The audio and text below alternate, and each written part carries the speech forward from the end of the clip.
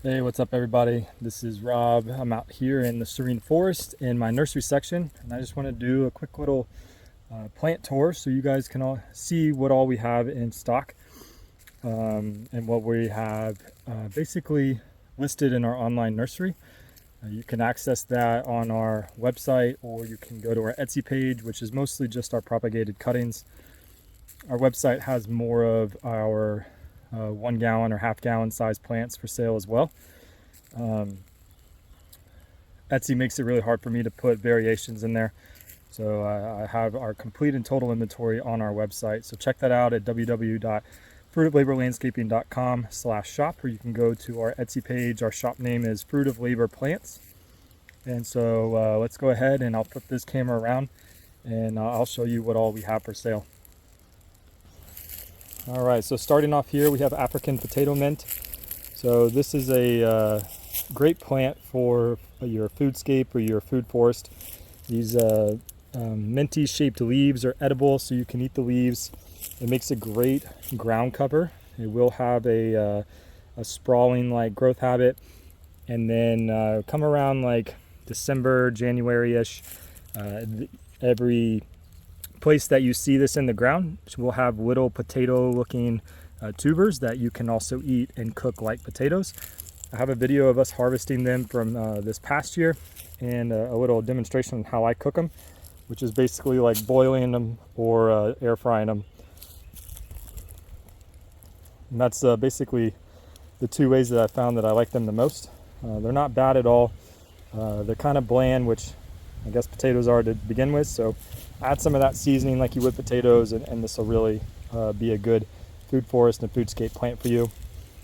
All right, so moving on over, we have some Everglades tomatoes. So here I have my larger ones. You can see this is the cherry-sized Everglades tomato.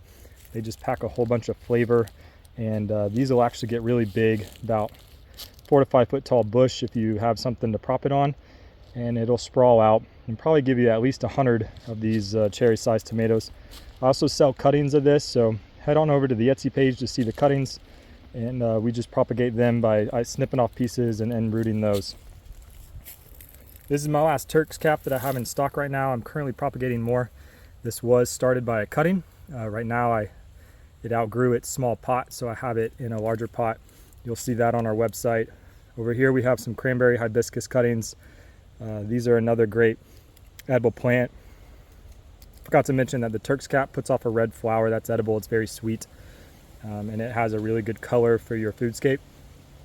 The cranberry hibiscus has an edible leaf, so all these leaves are edible. The flowers people use in teas, mainly to dye it, but the leaves have a cranberry or a tart flavor that's a great complement to any raw salad or even into stir fry. Coming this way, I have longevity spinach. I also sell Okinawa spinach. I usually sell both of them in cuttings, and I usually sell them quick enough to where I don't really need to move them out of their small pot into these larger ones, but these were doing really well, so I've moved these into larger pots, and you can see that they really like this area. They're a good shade plant, and they're a perennial leafy green. They're not really a true spinach, but they can be eaten like spinach raw, or used basically in any recipe like pizza or stir fry as you would spinach.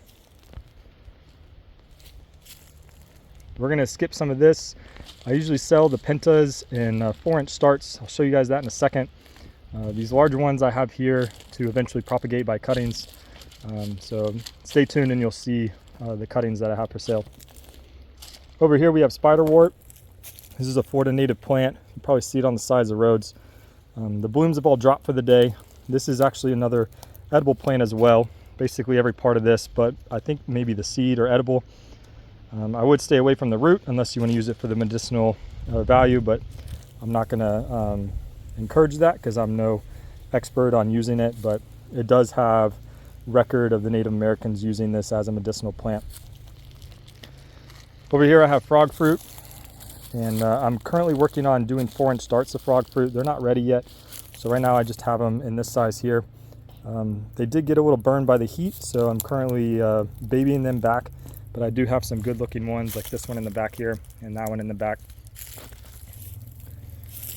Over here I have the native porterweed. So this is the true native blue porterweed, not the invasive one. This will stay a pretty low growing plant.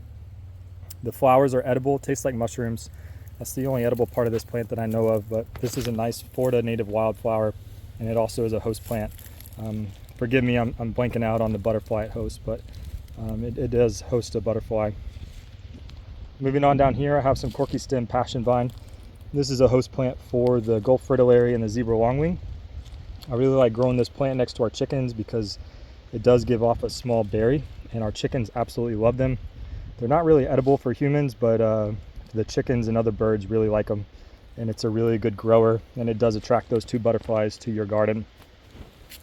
This is my last native petunia. So this is a Florida native wild petunia. It does drop its leaves in the, it does drop its flowers in the afternoon, so you can see that one fell. It's really good at self-seeding and will kind of expand if you let it. It's good for kind of like a meadow type vibe if you have that in your yard. And this is also a host plant for, I believe, the common buckeye. I just got these in stock. So this is Sunshine Mimosa. I have it in 4-inch starts, and I also have Perennial Peanut in 4-inch starts. The Sunshine Mimosa is a Florida native ground cover. It's in the legume family, so it will fix nitrogen in the soil, making it a great green mulch or ground cover for your foodscape and food garden. And those pink pom-pom-like flowers attract the bees. The bees really, really love them. The Perennial Peanut is also a good ground cover. It's also in the legume family, so it will fix nitrogen in the soil as well. It is not native. Currently trying to decide if it's going to be listed as invasive, but it isn't yet, so we'll continue to sell it until we think that it might make that list. It does have yellow flowers, and the yellow flowers are edible as well. Both of these are very aggressive growers, so be strategic in where you plant them because they can escape your garden beds if you let them. They like to spread through the lateral roots, which basically has rhizomes on it that will eventually make a whole new plant. So be careful where you plant it because it tends to want to escape any area that you started in. Over here I have beach sunflower, also called dune sunflower. This is a Florida native plant, and it's a perennial, short-lived perennial. So this will only last about 2 to 3 years before you'll have to either replace it or hopefully it reseeds itself. This is also easy to propagate through cuttings, so you can kind of make some more on your own if you're good at that.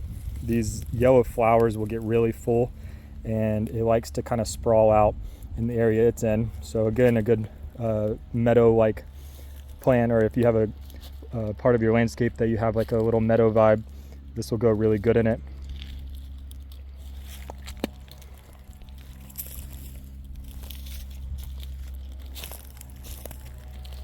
Over here you can see the 4-inch starter Penta plants that I have. So currently I have it in white, have it in what's called deep pink, and then we have like a lavender there, and then kind of like a purple, and then red as well. I have these heirloom red pentas, which are really, really cool. They get a lot taller than the other pentas, and these will reseed themselves, unlike some of the pentas I have down here. So they're also a really good plant. I only have those in these larger sizes on our website, so these are not going to be on Etsy. The pentas, the rest of the pentas will be. Over here I have narrow leaf sunflower, not quite in bloom yet. This plant likes to be a little bit in the shade, and it does require a little bit more moisture than most of the other Florida native plants that I have. Next to it is white tropical sage, which has gone to seed, and this is a really good self-seeding plant. It comes in red and pink as well. I just don't have those in stock at the moment, but I'm looking to add them as well. You should see these on our website. Over here I have Carolina aster, also called climbing aster. This is a Florida native plant. It could almost grow like a vine if you prop it up on something. Otherwise it kind of becomes a sprawling bush-like plant. This is a great fall and winter blooming plant. So when everything else is kind of dying back and not really giving you color, this will throw out just probably 50 to 100 purple and yellow aster-like flowers, and it's a really good fall accent plant. I do have 1 or 2 black-eyed Susans left and 1 blanket flower left. Those are on our website. Over here I have the state wildflower, which is Coreopsis leavenworthy, so tick seed. This is got a yellow flower with a black center, and then another tick seed here. This is lance leaf tick seed, which you can easily identify by the leaves. And this has an all yellow flower that is the same shape and size as the other Coreopsis, just doesn't have the black center. Here I have some marigold starts. This is African marigold, not the French marigold. So the African marigold still helps deter some pests because of its fragrance, but it's not known to do anything against harmful nematodes like the French marigolds do. So these are on our Etsy page. These are the 4-inch starts I have. Coming over here, I have scarlet hibiscus. This is a native hibiscus. It likes to be in areas with moisture and has a really cool flower, which hasn't bloomed yet for me, but this is a great plant as well. Nice and tall. It does go dormant, so you will lose it, especially if it floods every year, but then it comes back. In the middle here, I have bee balm or spotted horse mint. This is also native to Florida, and this is a great plant for that fall color. Has very, very unique blooms. They're all kinds of like pink and purple and white, and as the name would suggest, the bees absolutely love it. You can use the leaves, which are edible.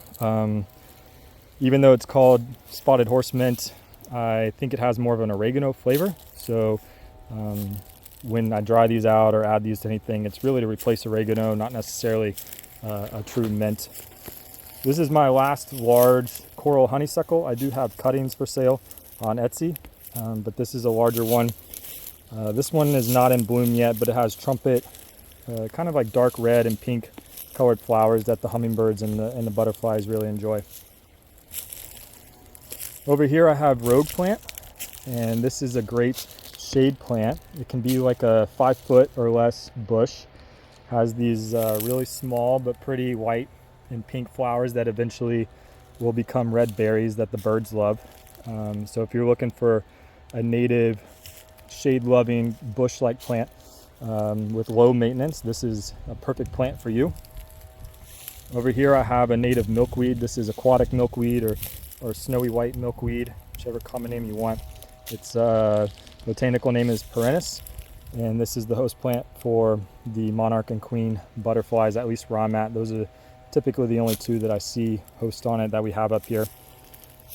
This does stay kind of shorter than some of the other milkweeds and does require a little bit more moisture in the soil than the swamp milkweed or the butterfly milkweed. Here's the swamp milkweed. So obviously you can see even as a young plant, these are much taller. You can tell that they've had some caterpillar action on them. So if you see some of the foliage is not really there, that's because they're getting munched on. And I just allow them to, even though I'm looking to sell them, because I want to support wildlife even though I'm looking to sell them. Behind it is mullygrass, another Florida native clumping grass. And then I have Elliott's lovegrass, which is a lower growing clumping grass native to Florida. So this is my propagation station. So this is where I do most of my clones and rooting them and then getting them to start so I can sell them. I've got some Pakistani mulberry that I'm currently in the process of rooting. They're not yet for sale because they're still rooting, but they should be soon. So if you're a big mulberry fan, this is a great addition. It has probably the largest mulberries out of any other species or cultivar. They get to be about 3 to 4 inches long, and they're just packed with flavor. Over here I have my Everglades tomato starts. So these are the cuttings that I've rooted, and they're for sale on Etsy. Here I've got Togo cassava. These are all from cuttings. They're for sale as well.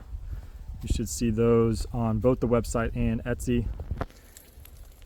Down here I have some Black Beauty eggplant, which I'm not sure they're listed on Etsy, but they should be on my website. And then I've got Katuk cuttings here, which is a perennial leafy green. Tastes kind of like peas in my opinion. You can eat them raw.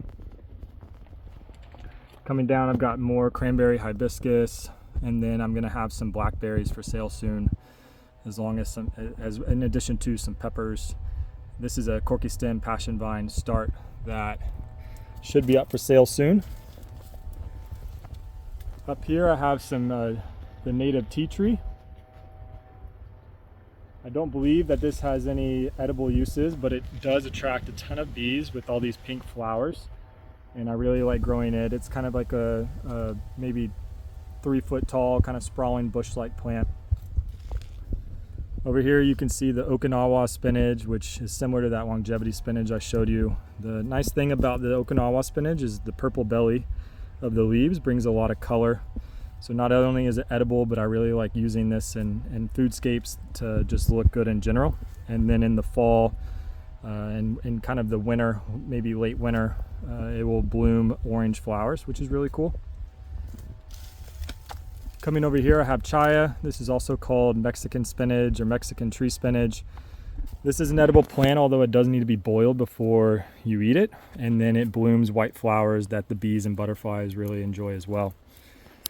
And then back over here is our longevity spinach cuttings. We've sold a ton recently, so I'm kind of low in stock, but I'm adding more here shortly. Coming down here is climbing aster. I showed you guys the larger plants. These are my cuttings for sale on Etsy. Over here I've got wild coffee, a native bush that blooms white flowers and then eventually turns into berries that the birds really enjoy. This is not a true coffee, so don't expect to make coffee out of it, but it's a great shade bush. It really thrives better in shade than in full sun, and it tends to stay low to the ground as well. I've also got native firebush. So these are cuttings off of our native. Because they're cuttings and they're clones, there's no chance that they've been hybridized with the invasive African firebush. Down here I've got beautyberry. I've got the native lantana, button sage lantana, our coral honeysuckle starts, and then over here a non-native called Chinese lantern, which has really unique blooms that'll kind of be a showstopper and a good conversation starter in your garden. And then last but not least, I've got the Florida native elderberry, which is a great plant. It thrives basically anywhere you want to grow it. You can cultivate and harvest the berries for your edible uses, and some people even use the blooms to make a wine or a tea. So that's pretty much it, guys. Thanks for watching. I hope you guys are interested in some of these plants. Send us a message if you want to know more about them, and we hope to hear from you soon.